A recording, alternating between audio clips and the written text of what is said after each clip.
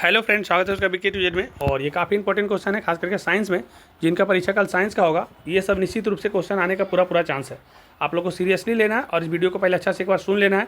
और उसके बाद क्या करेंगे कि आप इसको अच्छे से नोट करके लिखेंगे ताकि आपको जल्दी से जल्दी याद हो जाए। और ध्यान से सुनिए, इसको स्पीड बढ़ा करके 1.5 से देर नहीं करते हैं। कि क्वेश्चन अगर ऐसा बन जाता है कि लोहे के गेट पर जंग से बचाने के लिए क्या किया जाता है, तो देखिए आप लोग देखे होंगे कि लोहा का जो गेट होता है उसमें जंग लग जाता है। और वो जंग से बचाने के लिए, क्योंकि जंग लगेगा तो दरवाज़ा ख़राब हो जाएगा, तो उसको बचाने के लिए क्या करना पड़ता है, तो लोहे के गेट को जंग से बचाने के लिए उस पर गेट पर पेंट किया जाता है। क्या किया जाता है? पेंट किया जाता है। या फिर आप उसको ग्रीस लगा सकते हैं ना, या जस्ता का परत चढ़ा सकते हैं। उसको बोलते हैं गैल्वेनाइजेशन। और गैल्वेनाइजेशन का परत चढ़ाया जाता है, जिससे क्या होता है कि लोहा का जो गेट पर है जल्दी जंग नहीं लगेगा। तो ये 2 नंबर का क्वेश्चन आ सकता है, तो आप इसको आराम से इतना लिखिएगा तो हो जाएगा। अच्छा, ऐसा भी पूछा जा सकता है कि हृदय का कार्य क्या है। तो जो हम लोग का हृदय है ना, हार्ट, इसका कार्य क्या है? तो हृदय जो होता है वो शरीर का पंप करता है। जो शरीर में हम लोग का जितना भी ब्लड है ना, उसको क्या करता है? वो पंप करता है, जो रक्त को पूरे शरीर में प्रवाहित करता है। और हमारा जो शरीर में पूरा हर जगह रक्त पहुंचता है, तो हृदय पंप करता है, इसीलिए पहुंचता है। और रक्त का सब जगह पहुंचना क्या दर्शाता है? तो रक्त अगर शरीर का सब जगह पे पहुंचेगा तो ऑक्सीजन जाएगा। क्या जाएगा? तो यह ऑक्सीजन युक्त रक्त को कोशिका तक पहुँचाता है। और अशुद्ध रक्त जो होता है, जो खराब वाला रक्त होता है, उसको फेफड़ा तक पहुँचाता है। और फिर उसको हम लोग शुद्ध करते हैं किडनी में ले जा करके। तो आप इसको अच्छा से लिखिए, हृदय का कार्य क्या है। तो हृदय शरीर को पंप करता है और जो रक्त को पूरे शरीर में प्रवाहित करता है। यह ऑक्सीजन युक्त रक्त कोशिका तक और अशुद्ध रक्त को फेफड़ा तक पहुंचाता है। तीसरा क्वेश्चन आया, फिर ऐसा क्वेश्चन बन सकता है कि कोशिकीय श्वसन किसे कहते हैं।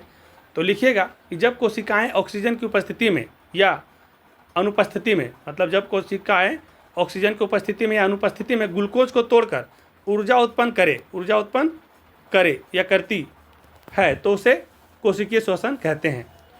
नेक्स्ट क्वेश्चन ऐसा बन सकता है कि जीवों को भोजन की आवश्यकता क्यों होती है। तो आप लोग लिखिएगा कि जीवों को ऊर्जा प्राप्त करने, शरीर की वृद्धि करने, क्षतिग्रस्त अंगों की मरम्मत करने और जीवन क्रियाओं को चलाने के लिए भोजन की आवश्यकता है। अगर हम लोग भोजन नहीं करेंगे तो हमको ऊर्जा नहीं मिलेगा, हम कोई काम नहीं कर पाएंगे, हमारा शरीर वृद्धि और विकास नहीं कर पाएगा। और हम जो जिंदा हैं तो हम भोजन कर रहे हैं, इसीलिए जिंदा है, तो इस सबका आवश्यकता इसीलिए है। तो इसको आप अच्छा से लिख लीजिएगा। उसके बाद एक क्वेश्चन ऐसा बन सकता है ऑब्जेक्टिव टाइप में, 1 लाइनर टाइप में, कि खाने वाला सोडा का रासायनिक नाम क्या है। तो देखिए, खाने वाला सोडा का रासायनिक नाम है सोडियम हाइड्रोजन कार्बोनेट। खाने वाला सोडा का रासायनिक नाम क्या है? Sodium hydrogen carbonate. आप ये वीडियो जो भी क्लास का लोग देख रहे हैं, 6, 7, 8, 9, 10, ये सभी के लिए जरूरी है। जब एग्जाम बोर्ड का होगा तो उसमें भी सब क्वेश्चन ऑब्जेक्टिव में पूछा जा सकता है साइंस में। दही में कौन सा अम्ल पाया जाता है? तो दही में लैक्टिक अम्ल पाया जाता है। और शरीर का तापमान, तो शरीर का जो तापमान होता है डॉक्टरी थर्मामीटर से मापा जाता है। मानव शरीर के सबसे बड़ी ग्रंथि का नाम, तो मानव शरीर का जो सबसे बड़ी ग्रंथि का नाम है उसका नाम है यकृत। आने का ज़्यादा चांसेस इस क्वेश्चन का। और प्रकाश संश्लेषण में पादप वायुमंडल से कार्बन डाइऑक्साइड लेते हैं। क्या लेते हैं? कार्बन डाइऑक्साइड लेते हैं। प्रकाश संश्लेषण में जो पादप होते हैं वो वायुमंडल से CO2 यानी कि कार्बन डाइऑक्साइड लेते हैं। नेक्स्ट है कि अगर हम लोग का हृदय जो स्पंद करता है, जो पंप करता है, तो हृदय का स्पंदन को सुनने के लिए स्टेथोस्कोप का मात्रक नामक यंत्र का प्रयोग करते हैं। हृदय स्पंदन को सुनने के लिए स्टेथोस्कोप नामक यंत्र का उपयोग करते हैं। तो हाँ, ये सही है कि हम लोग हृदय की गति को मापने के लिए स्टेथोस्कोप का प्रयोग करते हैं। अत्यधिक व्यायाम करते समय व्यक्ति की रक्त या श्वसन दर धीमी हो जाती है। तो लिखेंगे नहीं, बढ़ जाता है। हम लोग अत्यधिक व्यायाम करते हैं तो उस समय हम लोग का जो श्वसन दर है ना, वो क्या हो जाता है? वो बढ़ जाता है, घटता नहीं है। अगर देगा कम हो जाता है तो लिख देंगे गलत, बढ़ जाता है। भोजन का पाचन एक रासायनिक परिवर्तन है। तो हाँ, भोजन जो पचता है हम लोग का, वो रासायनिक परिवर्तन है। रासायनिक परिवर्तन का मतलब होता है कि कोई चीज़ अपना अवस्था से दूसरा अवस्था में बदल जाए। जैसे दूध बन गया दही, तो वो रासायनिक परिवर्तन है। क्यों? क्योंकि दूध से जो दही बना, फिर वो दही से दूध नहीं बन सकता। तो रासायनिक, जो हम लोग का जो भोजन खा के पच जाता है तो फिर से वो भोजन नहीं बन सकता, इसीलिए वो रासायनिक परिवर्तन है।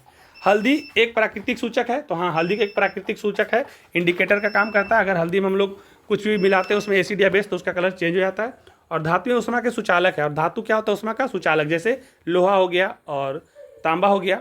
और अधातु जो होता है वो कुचालक होता है, जैसे रबर हो गया, पेन हो गया। तो धातु के बारे में पूछेगा तो सुचालक, अधातु के बारे में पूछेगा तो कुचालक।